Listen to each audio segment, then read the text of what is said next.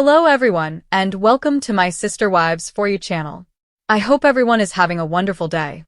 Before we begin, please hit the subscribe button and give this video a thumbs up. Kody and Robyn Brown, stars of Sister Wives, own a $2.1 million home in Flagstaff, Arizona. Prior to selling their previous home to purchase this one, they were reportedly making astronomical monthly mortgage payments to pay for both homes. The pair's spending patterns are a topic of much discussion. They may be well known and receive compensation for their appearances on reality TV, but it does not necessarily imply that they are wealthy. Financial life can be extremely complex. Even when someone appears to have a lot, they may be in debt. People who seem prosperous can occasionally be on the verge of going bankrupt. Though there have been rumors that they live beyond their means, this is most likely not the case for Kody and Robyn, who just sold the Brown family's land at Coyote Pass for $1.5 million. In fact, Kody and Meri Brown filed for bankruptcy together in 2005. It follows that Kody's desire for a better life with Robyn, complete with a luxurious home, a Mercedes C-Class car, and stunning David Yurman jewelry, is not surprising. Despite taking place in the Grand Canyon state, the cost of upholding this Hollywood-like lifestyle was quite exorbitant, according to Yahoo. They owed $11,000 a month in mortgage payments prior to selling their previous house. Kody and Robyn had a Flintstones sink. They're likely spending a lot of money on a single mortgage, but it's still much less than $11,000. Kody and Robyn like living the high life. Robyn has been candid about feeling at ease with spending money to improve their standard of living. She made a suggestion that Kody doesn't always feel at ease with the amount of money she likes to spend. Actually, Robyn owed more than $30,000 when she entered the marriage. To be eligible for a Las Vegas mortgage, the family had to pay her payments, even those for Victoria's Secret pajamas.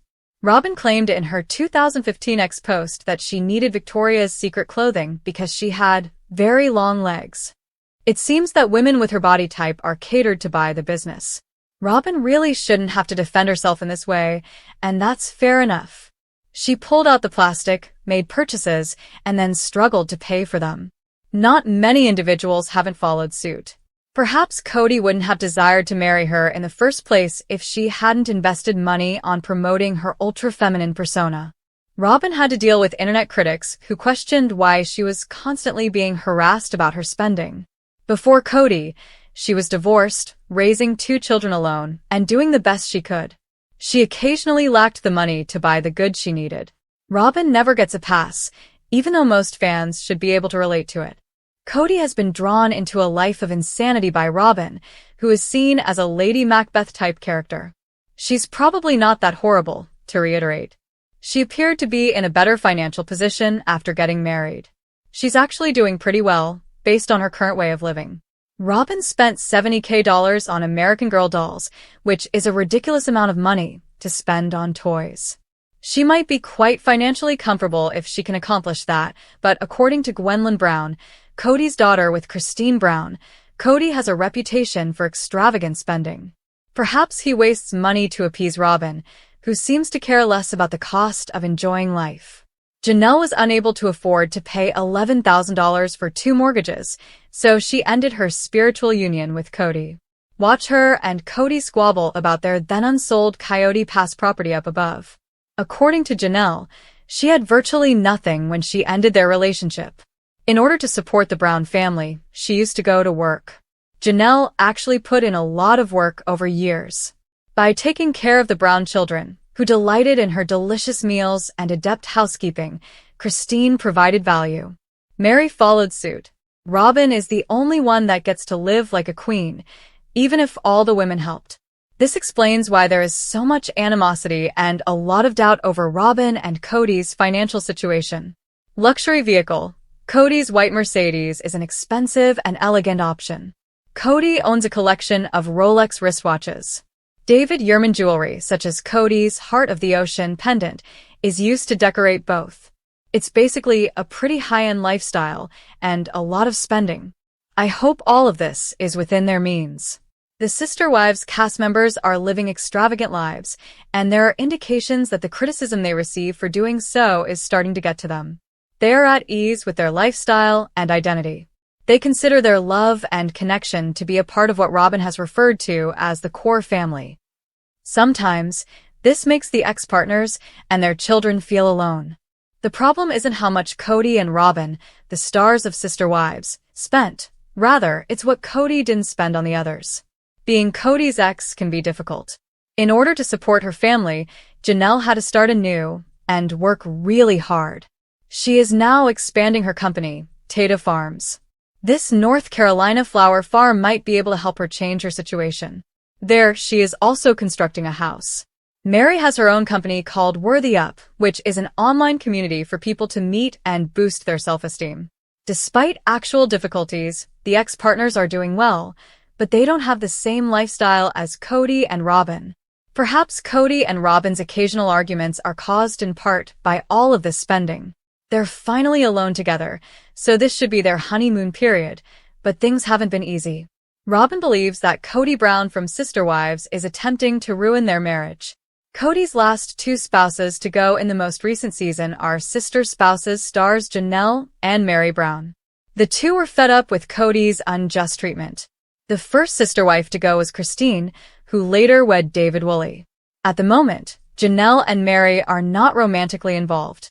However, some fans are debating whether or not to remove Kody's last name. To find out why, continue reading. Meri Brown is a sister wife. Withstood Kody's neglect for years. Janelle and Kody had a falling out after he started to ignore their children. They even reached a point where their late son, Garrison, said that Robyn may have him as she pleased and that they no longer needed a father figure. In 2022, Janelle finally made the decision to break up with Kody. Meri, however, had to put up with Kody's abuse for years in the hopes that things would return to normal, unlike Janelle. Unfortunately, it never materialized, and many Sister Wives fans believe Meri wasted a lot of time hoping that Kody would return her love. In the most recent season, Meri broke up with Kody. When she moved to Utah, he assisted her with packing. However, Kody has left Janelle and Meri with one more recollection, and that is his last name. Should Janelle and Meri give up Kody's last name? It's no secret that Meri and Janelle have moved on from Kody entirely. On social media, though, the Sister Wives cast members continue to use their ex-husband's last name. Due to her marriage to David, Christine has already altered hers. Many people wonder if Janelle and Meri would go back to their last names in the absence of a new partner because of this. Barber is Meri's maiden name. However, she previously declared that unless she remarries, she has no intention of changing her last name. In a prior podcast appearance, Janelle discussed the subject in detail. Because of her children, Janelle disclosed that she still intends to use Kody's last name. However, she no longer intends to get married again. Unquestionably, Meri and Janelle are well known for their last names, which would make it challenging for them to fit in, particularly given how significant their social media following has grown. Meri and Janelle Brown are sister wives. Become frank with Kody. In the most recent Sister Wives tell-all, Janelle and Meri aren't holding back against Kody, even though they continue to use his last name. Several teasers have already been made public by TLC, showing Janelle and Meri pursuing Kody and his transgressions. When Kody said he wanted to make his marriages the same as Robyn's, Janelle made fun of him in one of the previews, confirming that he treats her better than the others. According to Janelle, having good communication would have been excellent. When Meri discovered that they were all expected to be Robyn in order to win Kody's love, she became enraged. Since 2010, Kody Brown and his polygamous family have been intimately examined on Sister Wives. Some viewers always found it to be an intriguing look at human relationships and dynamics from both a global and micro level. The family has endured some really trying times during the long-running show, but if we look back at the history of their stories documenting, we may have anticipated some of the final moments sooner than we thought. Robyn Brown and Kody Brown are currently wed. Christine Brown, Janelle Brown, and Meri Brown are among his ex-wives. Their large family consists of 18 children between them. Therefore, not every relationship will be the cleanest when you have a large family. That was the situation with Meri. She had always had a tense connection with the family, possibly beginning much earlier than was suggested, but she was the last to break up with Kody. You might be surprised to learn how difficult Meri Brown's sister wives narrative is. It's not as simple as it looks to move past years of suffering after 30 years of battle. Meri has always made an effort to keep herself safe, even if it causes tension in some relationships. Therefore, the many wives might have been out on Meri first, even after Meri was finished. Additionally, it might have resulted from her rigidity in the special relationship. Meri and the other spouses were negatively impacted by the competition that arose from their constant pitting against one another, which is a normal part of polygamy. It interfered with their ability to be together. Thus, the need to stay friends evaporated along with the marriages.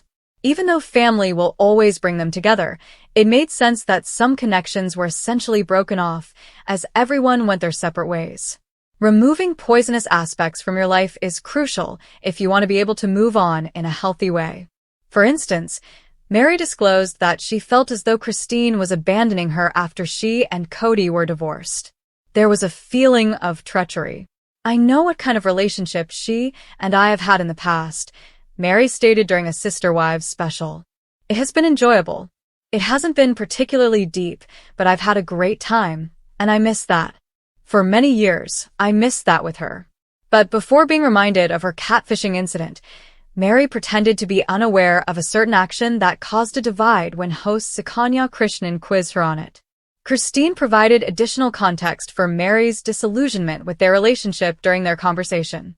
"Because I broke off the friendship," she added. "Yes, I did break up with him. I put a stop to it. I told her bluntly, 'No, we're not going to be friends because I don't trust you, and I'm not going to do that to myself anymore,' when I decided it was no longer safe for me." Although she has maintained a cordial connection with Meri and Robyn, years of strained relationships have led to the final outcome. "All I want is safe, trustworthy people in my life," Christine stated. "I'm going to surround myself with individuals I trust and who I know trust me because of this." Let's talk about Janelle's feelings for Meri. There might have been a cause for their fracture as well, as the two did not always agree. They argue about more than just family issues. The pre-Kody romance was the root of it all. Adam Barber, Meri's brother, was Janelle's former spouse. Oh, and Kody and Janelle were step-siblings at the time because their father was married to Janelle's mother. Meri may have been envious of the cerebral bond Janelle developed with Kody, but in any case, Meri and Janelle became close friends. "I mean, she and Robyn were always pretty close," Janelle said on the Reality Life with Kate Casey show. Relationships couldn't be saved since affiliations were producing conflict inside the family.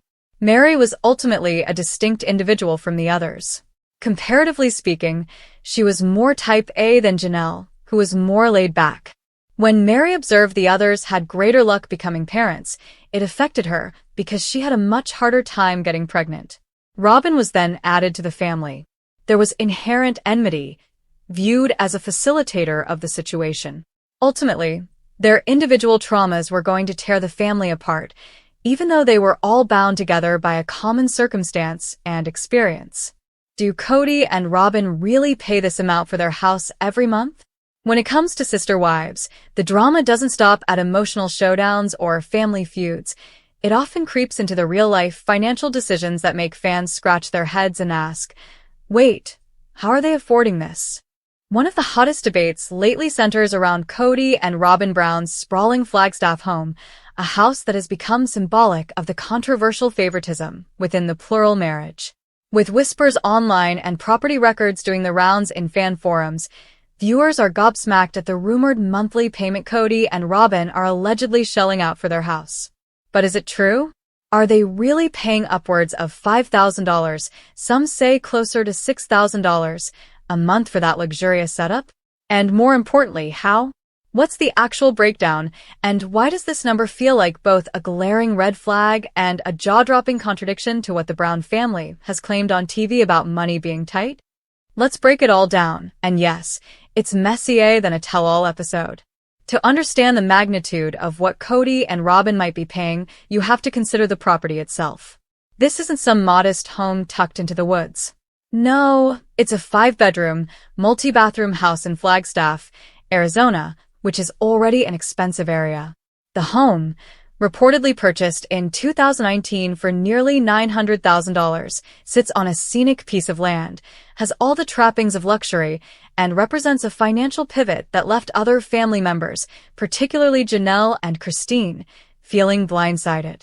While Kody and Robyn settled into their Flagstaff fortress, the others were left scrambling, either renting modest places or, in Janelle's case, living in an RV on Coyote Pass just to hold onto the dream of building something together.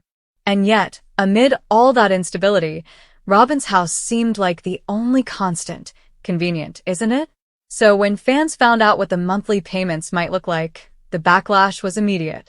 Based on public records and estimated mortgage calculators, if Kody and Robyn put down a 20% deposit, which is generous considering the family's constant financial complaints, their monthly payment, including taxes and insurance, could easily hover around $5,800. That's right, nearly $6,000 a month. And yet on the show, we constantly hear that money is tight, the family is overextended, and sacrifices are being made. So, where is this money coming from? Kody hasn't exactly been portrayed as having a stable, high-paying job. And Robyn's jewelry business, My Sister Wife's Closet, has been defunct for years now. Meanwhile, the rest of the wives used to contribute through various side hustles, MLMs, and day jobs, but Robyn has largely remained at home, raising her children and leaning into the role of Kody's true partner, which many fans believe is just code for the only wife he actually prioritizes anymore. That makes the math murky. While the show does provide the family with income, estimates vary, but it's believed each adult on Sister Wives makes between $25,000 to $40,000 per season. That amount doesn't explain how they're comfortably affording what would amount to over $70,000 a year in housing costs alone, not including utilities, upkeep, groceries, and raising multiple children. And let's not forget, during this same period, other family members were shown agonizing over finances, worrying about credit, and holding off on construction at Coyote Pass because the money just wasn't there. The stark contrast between Robyn's stable, well-furnished home and Janelle's temporary living situation has become a symbol of deeper issues within the Brown family. Many viewers interpret this as proof that Kody has long abandoned the idea of an equal plural marriage. Instead of spreading his resources across all his wives and children, he's been accused of funneling his time, energy, and money solely into his life with Robyn. Even Meri, who once held the legal wife status, has been left emotionally and financially sidelined, often excluded from big decisions, and treated more like a family friend than an actual spouse.